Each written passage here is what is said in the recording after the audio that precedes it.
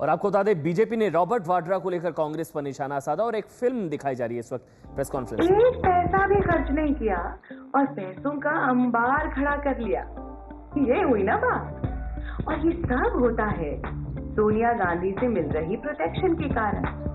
दामाद श्री का लगता है बस यही सपना, सोनिया जी का नाम जपना, पराया लैंड अपना। कब तक चलेगा ये सब? कब तक सहेंगे हम? कब तक माफ करते रहेंगे?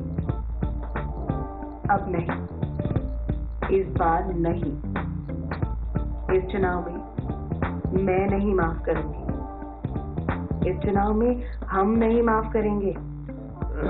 जनता माफ नहीं करेगी। अब जानिए कि ये बिना रोक टोक के ये काम कर कैसे लेते हैं। भैया, सासू माँ और साले साहब ने पूरी छूट जो दे रखी है। किसानों की जमीन पर बिल्डिंग्स खड़ी करने की योजना दिखाकर फर्जी लेन देन करते रहे। इन पर न जाने कितने ही कानूनी केस हो सकते थे, पर किसी की क्या मजाल जो इनको छू सके। अगर इन पर केस बनाए जाएं, तो इन पर आपराधिक कार्रवाई की जा सकती है और इन्हें दंड दिया जा सकता है, पर ये सजा नहीं होने वाली। भाई, परिवार से हैं, इतना तो हक बनता है। दामाद रहे आबाद, भले किसान हो जाए बर्बाद।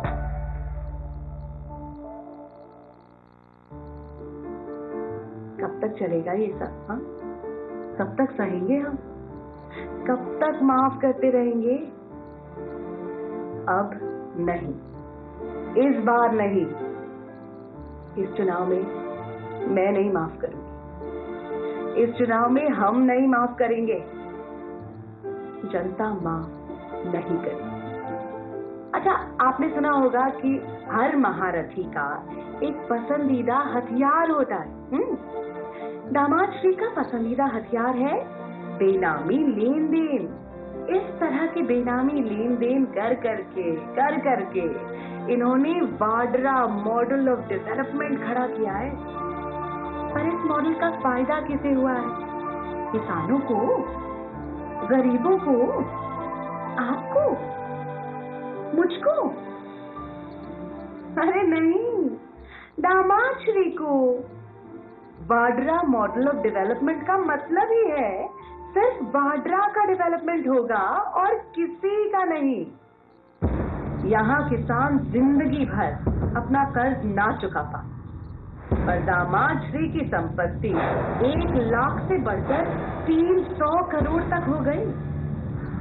किसान आत्महत्या कर रहे हैं, ना उनके पास बिजली है, ना पानी है, पर दामाद श्री संस्थानों का गलत इस्तेमाल करके शाही जिंदगी जीते रहे। कब तक चलेगा ये? कब तक सहेंगे हम? कब तक माफ करते रहेंगे? अब नहीं, इस बार नहीं। इस चुनाव में मैं नहीं माफ करूंगी। इस चुनाव में हम नहीं माफ करेंगे। जनता माफ नहीं करेगी।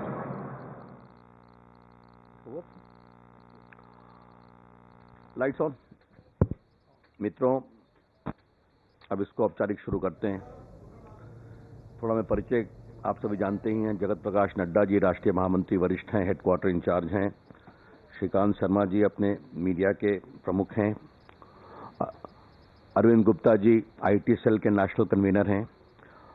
अर्जुन मेघावाल जी बीकानेर से हमारे। तो बड़ी खबर आप देख रहे हैं। फिल्म के जरिए बीजेपी ने निशाना साधा है रॉबर्ट वाड्रा पर। वाड्रा को लेकर बीजेपी ने एक फिल्म दिखाई है बाकायदा 6 मिनट की। इस फिल्म के जरिए यह बताने की कोशिश की गई है कि किस तरह से कांग्रेस की जहां सरकार है, खासकर हरियाणा में और राजस्थान में, वहां पर किस तरह से कांग्रेस की सरकार मेहरबान रही रॉबर्ट वाड्रा पर, और जमीन का फर्जी लेन देन किस तरह से रॉबर्ट वाड्रा ने किया और किस तरह से उन्होंने अपना पूरा एम्पायर खड़ा किया।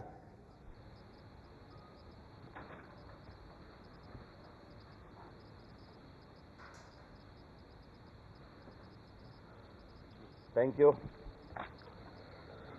मित्रों, बस मैं कुछ मिनटों में इसके मेन बिंदु को आपके सामने रख देता हूं, फिर जो आपके सवाल होंगे उसका हम उत्तर देंगे। काफी बातें पब्लिक डोमेन में आई हैं, कुछ आज हम ऐड कर रहे हैं। आपको मालूम है, पहले we will take up the case of Haryana. Haryana में 3.53 एकड़ जमीन श्री रॉबर्ट वाड्रा ने अपनी कंपनी स्काईलाइट हॉस्पिटैलिटी के माध्यम से खरीदी। एक चेक 7.5 करोड़ का दिया, जो कि गलत निकला। It was a false check. आपको मालूम है, उसकी चर्चा करने की जरूरत नहीं। उनका डीएलएफ से एक एग्रीमेंट हुआ था। 58 करोड़ रुपया for sale of land and commercial colony licence was received. अब सबसे बड़ी बात आपको मैं कहना चाहता हूं, आपको मालूम है किसी भी लैंड में जब आप कमर्शियल यूज के लिए एप्लीकेशन देते हैं तो पहले लेटर ऑफ इंटेंट मिलता है, उसके बाद कमर्शियल लाइसेंस मिलता है। कानून के अनुसार आपकी टेक्निकल वायबिलिटी, आपकी बिजनेस वायबिलिटी जज की जाती है कि आप 2 लाख स्क्वायर मीटर के प्लॉट को डेवलप करने की क्षमता रखते हैं कि नहीं। आपको हम बताएंगे कि 28 मार्च 2008 को अप्लाई किया गया था for commercial license. Letter of intent 18 दिन में दे दिया गया, ओनली इन 18 डेज। और उसके बाद जब उन्होंने कमर्शियल कॉलोनी प्रॉपर लाइसेंस के लिए अप्लाई किया, वो 15 दिसंबर 2008 को मिला, जिसका एप्लीकेशन 18 नवंबर 2008 को मिला था। What was such speed to grant the commercial license and before that the commercial letter of intent. जैसे ही 3.53 एकर्स के जमीन का कमर्शियल लाइसेंस मिल गया एक्सप्लॉइट करने का, जमीन की कीमत भाग गई, लाइसेंस के साथ 58 करोड़ रुपए हो गई। रॉबर्ट वाड्रा की कंपनी के पास 147 एकड़ जमीन है, उनकी अपनी कंपनी की, कुछ फैमिली मेंबर्स की। आपको अपने सरप्लस लैंड का डिक्लेरेशन देना पड़ता है रिक्विजिट फॉर्म में, वो आपने नहीं किया है, which is mandatory under section 9 of the land ceiling act.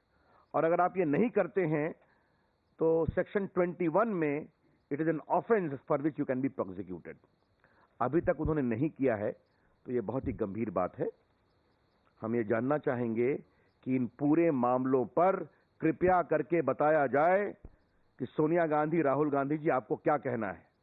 Robert Vadra आपके परिवार के हैं और आपके परिवार के दबाव, आपके परिवार के प्रभाव और आपके परिवार के प्रोत्साहन के कारण ही राजस्थान की उस समय की अशोक गहलोत सरकार और हरियाणा की सरकार ने इतना अधिक उनको सुविधाएं दी, जिसकी चर्चा हमने की है। Friends, there is also a case of serious compromise with institutions. अभी आपने सुना, हरियाणा सरकार में एक आईएएस ऑफिसर थे जो सीएम के सचिवालय में 2005 से 2013 तक लैंड यूज का काम करते थे, चेंज का काम करते थे, अलॉटमेंट का काम करते थे। कॉलोनी लाइसेंस की निर्णय में उनकी भूमिका होती थी। ये उनका, ही was handling the charge of land use and colony license. इनको रिटायर होते ही इनको यूपीएससी का मेंबर बनाया गया। यूपीएससी जब से बनी है तब से अगर कोई ब्यूरोक्रेट वहां जाते हैं तो वो गवर्नमेंट ऑफ इंडिया के सेक्रेटरी रैंक के होते हैं, आप जानते हैं, या कोई एक्स्ट्राऑर्डिनरी एकेडमिशियन होते हैं।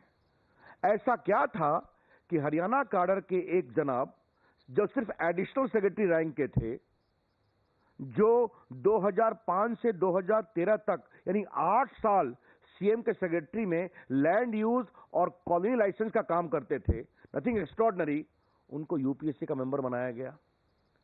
The BJP charges that this was a reward to this officer for the services rendered to mister Robert Vadra. ये हमारा चार्ज है स्पष्ट रूप से। नाम बहुत चर्चा में बताने की जरूरत नहीं है। चलिए, अभी हमारा फोकस जो है वो रॉबर्ट वाड्रा पर है। उसके बाद एक और आपसे हम बात कहना चाहते हैं कि सेक्शन 42 में डायरेक्टर लैंड होल्डिंग ने ऑर्डर पास किया म्यूटेशन कैंसिल करने का।